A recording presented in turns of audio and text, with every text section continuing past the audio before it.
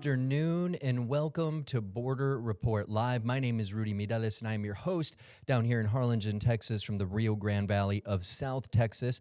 And joining me in just a few moments is our El Paso correspondent Julian Rosendez to talk about a multitude of subjects, including our top story for today, which is that the 25% tariffs with Mexico will be remaining in our place. So right off the rip today, we're starting with President Donald Trump announcing that he is once again delaying the new tariffs on Mexico just one day before his August 1st deadline to reach trade deals with not just Mexico, but numerous countries across the globe. Now, Trump says that there will be a 90-day negotiation period starting today as far as what's next for Mexico. Now, he said in a phone conversation with Mexican President Claudia Sheinbaum that it was very successful in that more and more, and that they're getting to know and understand each other as well. Now, Trump says goods from Mexico imported into the U.S. will continue to face a 25% tariff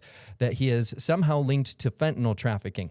He says automobiles will also face a 25% tariff still, while copper, aluminum, and steel are taxed at 50%. The president had threatened tariffs of 30% on goods from Mexico. Now, Sheinbaum confirmed her country will not face increased tariffs starting tomorrow. In a statement on X, the social media platform formerly known as Twitter, she said, quote, "We avoided the tariff increase announced for tomorrow, and we got 90 days to build a long-term agreement through dialogue." And I wanted to bring in our El Paso correspondent, Julian Rosendez, in on this because, Julian, I know you've been covering a lot of the trade issues and these tariff issues with different companies on both sides of the border. What are folks, for example, in those maquiladoras that you were telling us about last week saying about this kind of thing? Rudy, good to be back. Yeah, just a few minutes ago, I got off the phone with some people from Mexico, some exporters, and there's two things I have to report. One, there's obviously a slight sign of relief that higher tariffs won't be coming. However, this is status quo of a situation that they're not really in agreement with. That's really affecting border industry as far as creating uncertainty, as far as stopping new investment, and just getting everybody still on the table nervous. Yeah, it seems like there's just, if you keep pushing the goalposts further back every time, it really doesn't give these business owners an opportunity to kind of plan on which direction they want to go. Yeah, that's one thing. And the other thing is that's also a level of uncertainty regarding the conditions outside of industry being tied to the pause on these tariffs. And you just mentioned fentanyl. Mm-hmm. So that's a quagmire that the Mexican government is still struggling to answer as far as what Trump wants. In a way, I don't think the country is fully understanding what Mr. Trump wants. He wants, we don't know what's being said behind closed doors, but obviously that's also something that's making people south of the border, the government, kind of nervous. Yeah, it really makes you question, what exactly these business owners can do to stop the trafficking of fentanyl. It's not really their responsibility. It's more of a law enforcement role. Absolutely nothing. They feel they're being held hostage in a situation that's totally outside their hands. All right. Well, thank you so much, Julian, for covering that for us today. We're going to check in with you in just a few minutes again. But next, we wanted to talk about something that's happening not right down here on the border, but it is immigration related, and that's in Iowa. Deportations of workers not just happening down here. We told you about the ICE raids on small businesses and construction sites down here, but hundreds of workers now at the JBS meatpacking plant in Ottumwa, Iowa, have been told that they have lost their jobs and must leave the country. Now, the mayor of the city says the company sent notices to more than 200 employees from Haiti, Cuba, Nicaragua, and Venezuela that their work visas had been revoked. Now, the company was the largest employer in the city.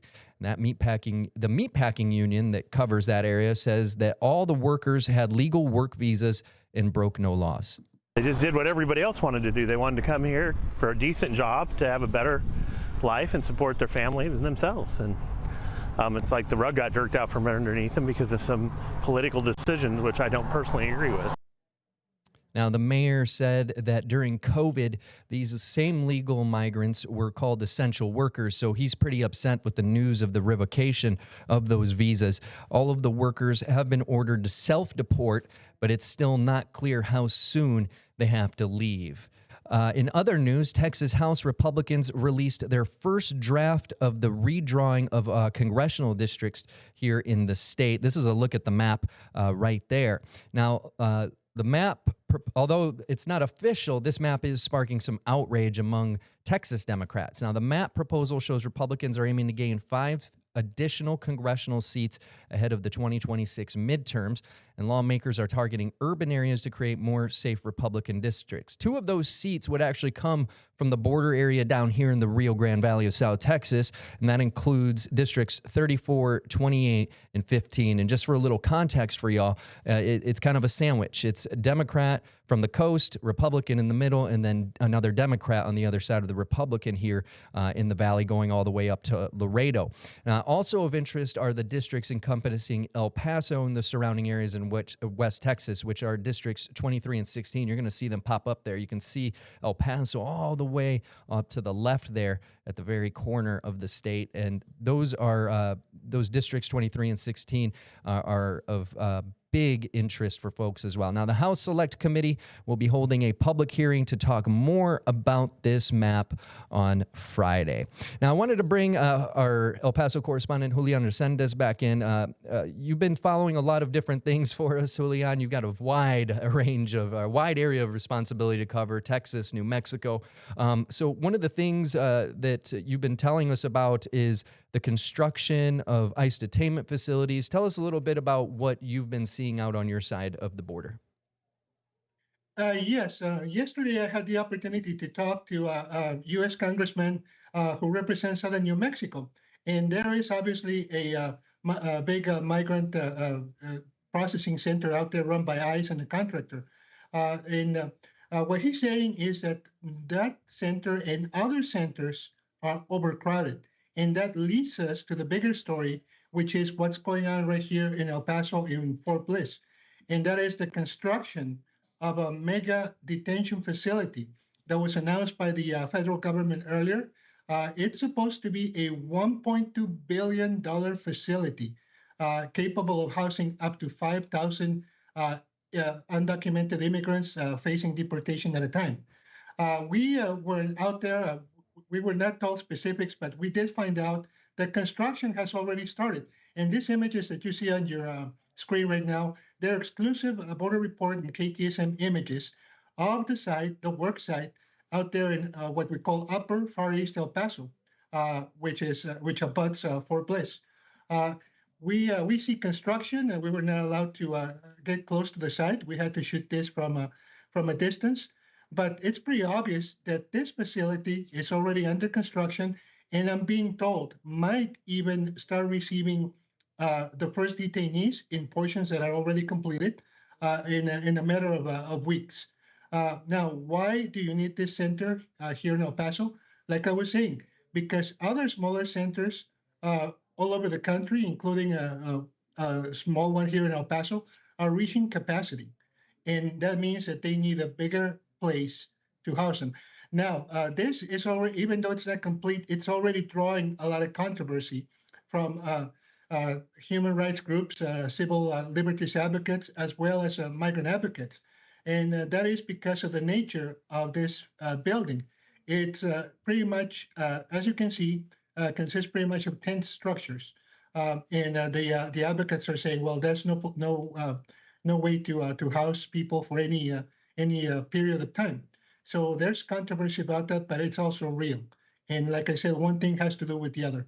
The small detention centers are overcrowded, hence the need to build this gigantic facility, which is already taking shape here. Now, you said that they could start receiving migrants soon. Is that something we've seen at other facilities that have been popping up over the last few years? I know Alligator Alcatraz, there's a lot of talk about how things aren't operating from people inside, both employees and detainees. Is that common to kind of open up as soon as you can and start sending people there, or is this kind of a new thing that they're going to try? Well, I see a definite urgency from this administration to get those centers built and to get people into those centers. Now, there's a lot of things that work here. Like I said, the overcrowding in some smaller centers, and also the approval of just massive funding in the so-called One Big Beautiful Bill, not just for detention, but also for the for finding, for pursuing migrants. We just had a case out there in Iowa, I believe that you mentioned. Hmm. Well, we're going to see this all over the country. So it's a sign that what Trump is proposing, he intends to follow through with it. The facilities are going up. There's a rush to get detainees in. So definitely it's something that's coming. And in this, this increase, we had the numbers yesterday. Sandra Sanchez was here, our South Texas correspondent, talking about those numbers. Has there been any word on how soon we could start seeing people coming to these detention centers? And do you know by chance, where are these people coming from? Are they just going to be coming from the local area, or are you going to be getting people from the Rio Grande Valley? At size that big, I would assume, it's not just going to be everyone they catch just up in your area. Yeah, the intelligence I've been able to gather so far points that since it's going to be an incremental occupation of these centers. So obviously they would start number one with centers that are overcrowded, whether those centers are in New Mexico, in El Paso, or in South Texas, somewhere along the border region.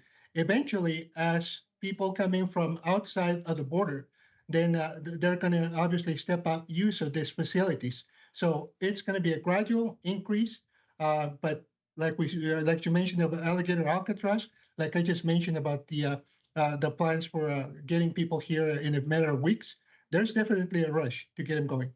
Now, if I'm not mistaken, something that Austin Coker, a professor at Syracuse University and who tracks immigration data, told us yesterday is that the Trump administration has put in a lot of money to bring back those ankle monitors for migrants that are awaiting their court date. This kind of thing sends a mixed signal, no? It kind of provides hope for like, oh, I'm still going to be able to go out there, but also at the same time building these massive detention centers. It's almost kind of like the tariffs in a way. Well, there's another way to look at that. Number one, you want to make sure that people are either going to show up for court or that you know where they are. Mm-hmm. And that's where the monitors come into play. I don't see mixed messages at all. Okay. I think they just want to know where people are so that when they go and it's their turn, they can apprehend them or at least make sure that they go to court. And how much did you say was going into this facility again? What was the financials on that? The documents we have from Washington is that the contract is up to $1.2 billion. And the facility, the construction that I saw, is not, I don't think that's a $1.2 billion facility. But like I said, they're just starting construction. It's going to get bigger as the number of apprehensions in the interior of the country increases. And I say the interior of the country because we're still seeing very slight flow here on the border. It's still happening in El Paso. Mm-hmm. Again, for the 6 or 7 months is the epicenter. Yeah. And that has to do with the cartels. There are some cartels south of El Paso that just don't seem to listen. Yeah, and it's interesting. You're saying El Paso is the epicenter, but I believe those numbers were still much lower than they have been over the several previous years. Yeah, totally, completely. The numbers have just dropped dramatically. They started dropping, in all fairness, when President Biden, back in June of last year, pretty much closed asylum in between ports of entry. Mm. But now, since President Trump came into office, they've diminished incredibly. Now, one of the things that you mentioned was, a driver behind building this new facility is that some of the other facilities across the country are just too packed to handle the amount of people that they're getting. Yes, absolutely. And we have a couple of examples here in this area, like I mentioned, and we'll see an interview later in the show. The Otero County, New Mexico facility is at capacity. Reportedly, it was above capacity just a few days ago. And the El Paso facilities also are not that far behind. All right. Well, as you said, we're going to talk about that more in just a moment. So stay with us. Border Report Live is back in 1 minute.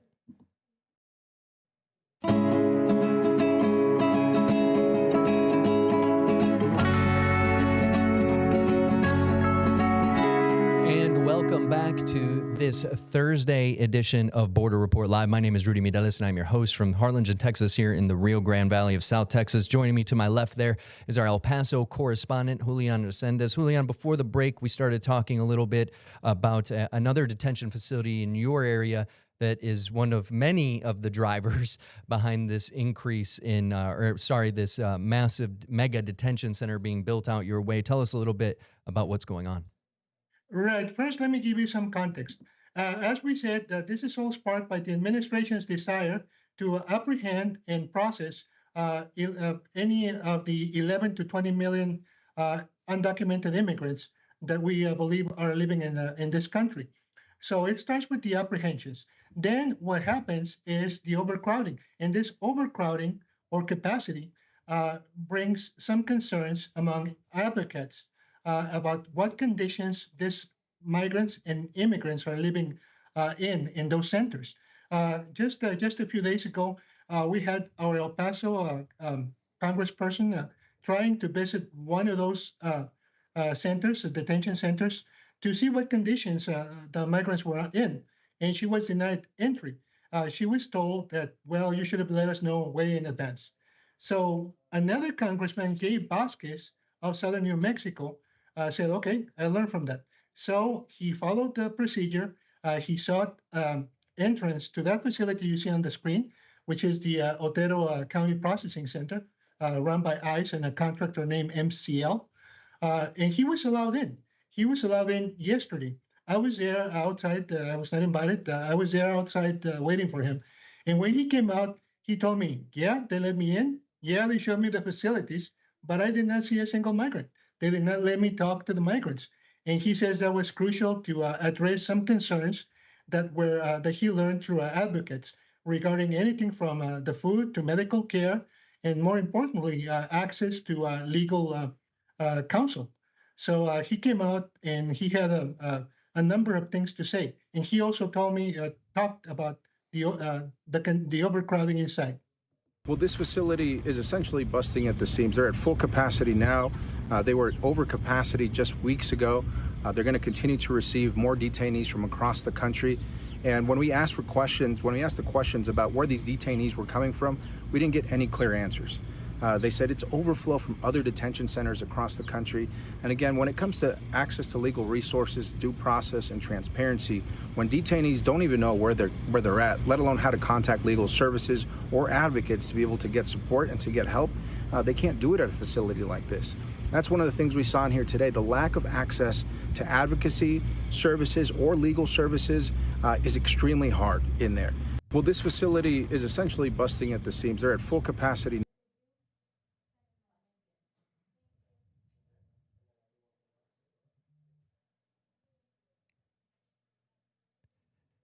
And there you heard it, Julian. I mean, it's he said the facility is busting at the seams. Right. So like I said, one thing leads to the other. Small centers are overcrowded. Hence the need for mega facilities. Now, let me tell you about something else that Congressman Vasquez told me yesterday.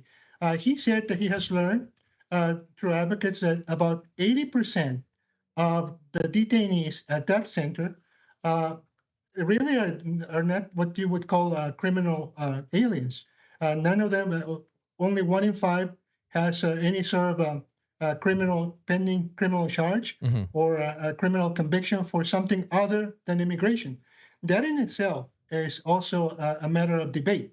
We do have very recently a very strong statement by a Republican, Senator John Cornin of Texas, who said, wait a minute, from the moment that someone breaks our law by coming in illegally into the country, whether or not some previous administration gives him a court notice saying, okay, you can stay for now, you can work for now, that still means that the person committed a criminal act. I don't know if we have that soundbite. Yeah, we have it right here. The first false narrative I want to address is a claim that illegal aliens are not criminals, but law-abiding individuals. Neither the Democrats nor the media are willing to tell the public the truth. That the moment an alien illegally enters the United States, they have committed a crime under the U.S. law to enter the U.S. legally. America is a country of laws, and we expect anyone who wishes to come to our country to obey those laws. Another false narrative peddled by the far left is that illegal aliens are not receiving due process when they are arrested by Immigration and Customs Enforcement. This naturally begs the question, what sort of process are these individuals actually due? The idea that someone could break our laws, enter our country illegally, and then be entitled to all the rights and privileges of an American citizen is a little far-fetched, to be sure. While the Fifth Amendment to the United States Constitution applies to all individuals within the United States, illegal aliens are not entitled to the same level of due process as American citizens. The first false narrative I Now that's, Now, Rudy, I was going to say, that's a Rudy, pretty extreme statement. yeah, and I was going to comment that we heard from a Democrat and we have just heard from a Republican. So what this tells you is that there are some very strong feelings regarding illegal immigration on both sides of the aisle. On the one hand, there are people who say everybody's entitled to the same rights here in this U.S. soil, and immigrants, by and large, they're here to just to work.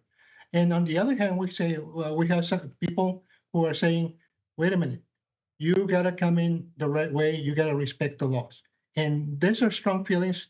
And I'm very often asked by ordinary people, well, why does Senator so-and-so, why does Congressman or Congresswoman so-and-so believe this?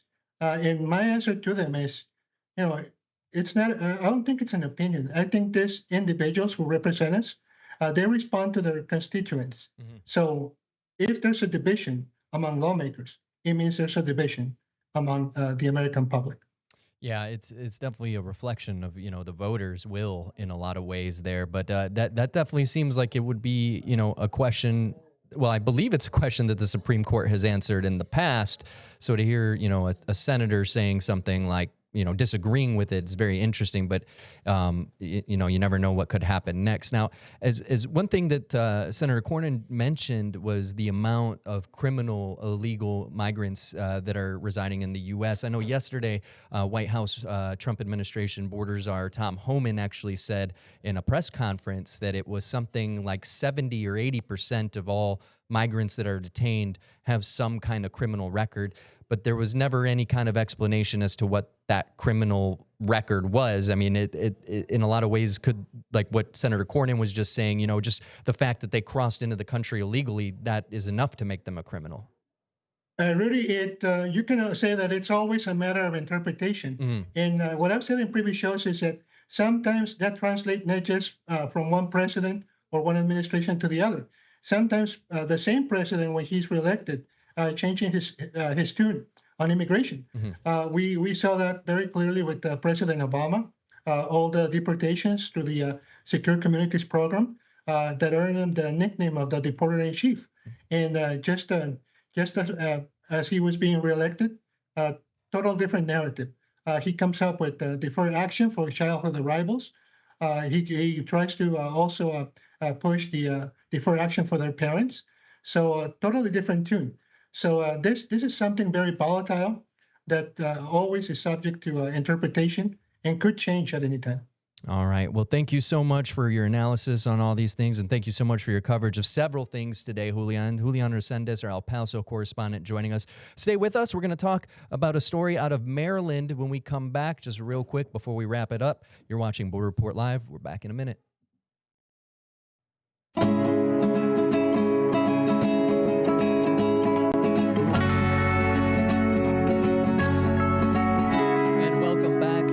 Report Live. My name is Rudy Mireles, and one quick story before we go. This week, protesters have rallied in Baltimore in support of a Maryland pastor who is being held by U.S. Immigrations and Customs Enforcement in Louisiana. Now, this is video of that protest on Monday.